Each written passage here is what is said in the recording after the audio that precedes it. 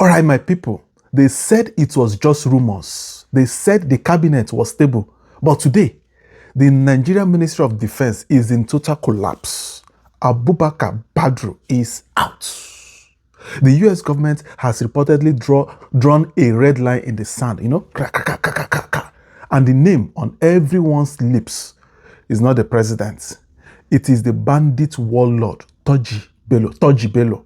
I'm sure that name rings a bell. But here is the twist nobody saw coming.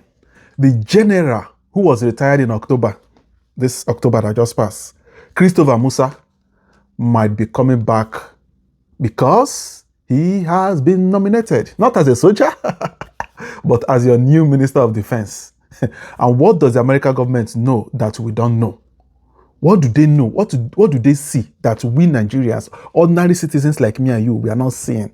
They said what a child cannot see from the top of a banana tree, an adult can see while sitting down. Or should I reverse it? What an adult can see while sitting down, a child can never see it from the top of a mango tree. Anyway, let's analyze it below. All right, reports confirmed Abubakar Badaru has resigned for medical reasons or for personal reasons.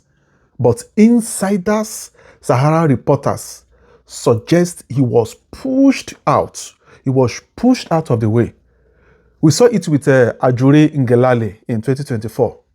Resignation due to health and family reasons.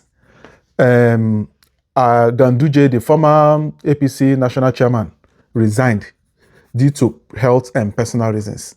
Now, it is Abubakar Badaru, the Minister of Defense. I want to ask Tinubu's handlers, what kind of claw, which kind of claw did they use? They bring all this, the people that they're putting in their cabinet. How are they getting them from? How are they getting them rather? Where are they getting them from? Is it that Mr. President Tinubu doesn't see the list until it is published? It was when everybody now starts crying, people are pushing back, they will draw some names back and still forward some. And when they take those names to our rubber stamp Senate and House of Representatives, they just sign. They just endorse. They know they do any background check at all. Anyway, let me give you the background and resume of the so-called minister that resigned, Abubakar Badaru. Abubakar Badaru was an accountant, a businessman, Talamis Groups, former governor of Jigawa State between 2015 and 2023. And why was he a flaw self in the first place? Why American government no like him? Why American government insists that they must be out of the way before they can partner or even negotiate any intelligence deal with Nigeria? Is because he was a calculator in war zone. Critics argue that a civilian accountant had no business leading the war against terror. And I believe that was correct. His tenure was marked by absenteeism and a failure to connect with the troops. Why? Because he became the fall guy. The insecurity in the Northwest didn't stop at all. And he lacked the military language to command respect from the chief and the service chiefs and the soldiers. And I'm not surprised, because how will you bring an accountant, a businessman? Okay, let's say he has been a governor, but doesn't have any military training, any military resume, any connection, no DSS, no even police connection. Minister of Defense. How about Nigeria? I hear. Sources also indicate that the US has told the president, we cannot share or sell advanced weaponry if the leadership of your military structure or architecture is compromised. Bam! That is the way to go. You can see a country that is serious, that meant business, the conditions they are laying down for them to work with you. If your leadership is corrupt, we cannot work with you. They are compromised. It's as simple as that. Is it my fault? No. Now, let's look at his deputy. Oh, did I say deputy? Assistant or whatever. The Minister of State for Defense, Bello Matawalle. Let's look at his resume as well and his background, because if technically the Chief Minister of Defense, so to speak, is resigning in that capacity, is supposed to be the Minister of State for Defense that's supposed to step up. Like say, if President is found on one thing, it's supposed to be Vice President that's supposed to take position, right? Principal, Vice Principal. But now, they are not looking at that direction. Let's see the kind of CV and resume he too has, his background. He was a teacher, a former governor of Zamfara State between 2019 and 2023. His name, I repeat, his name has been repeatedly linked to the banditry negotiations.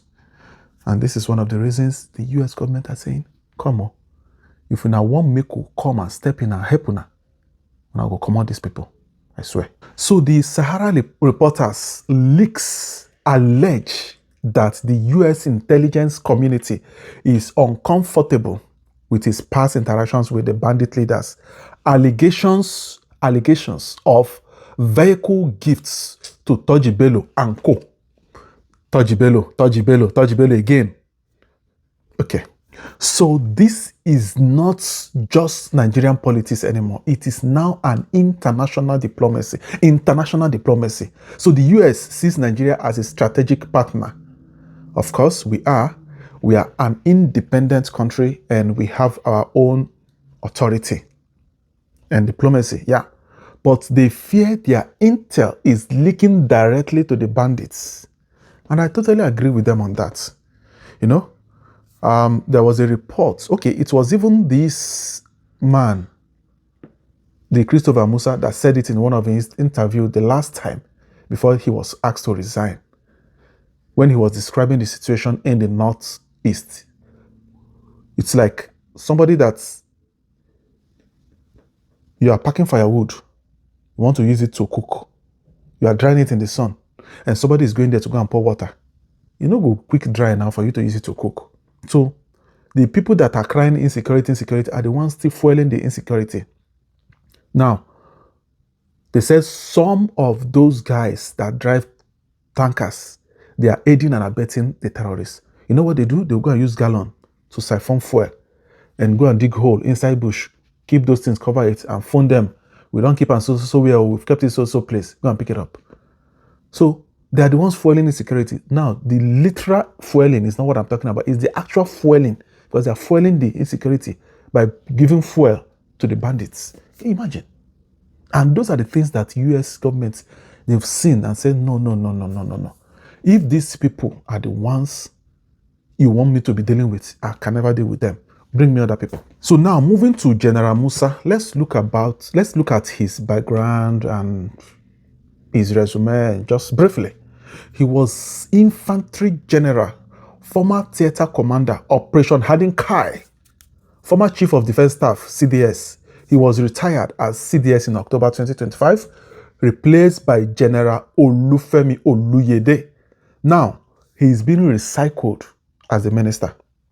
It is looking like the American model of General Lloyd Austin in the US back then. So if General Christopher Musa becomes the minister, the gap between the suits, that's the politicians, and the boots, that's the soldiers, disappears. He knows where the bodies are buried for sure. He knows them. And he knows the budget leaks. This is a move to satisfy the West that a professional is now in charge. The West, the Americans, the Europeans, the United Kingdom, Britons. You know? But wait. Changing driver doesn't fix the engine, does it? Mbano. If Badaru leaves, but the corruption networks remain and nothing changes, I tell you. However, bringing in General Musa back suggests the president is finally scared. Scared of the US sanctions and scared of the internal rumblings of a coup scare that we heard back in October, if you remember. So what do you think? Do you think a general as a minister will end banditry? Or is this just another political musical chair? Drop your comments below. I read every one of them. Team Musa or Team Clean House? Let me know what you think in the comment section. This is your boy, the KD Gist, signing out.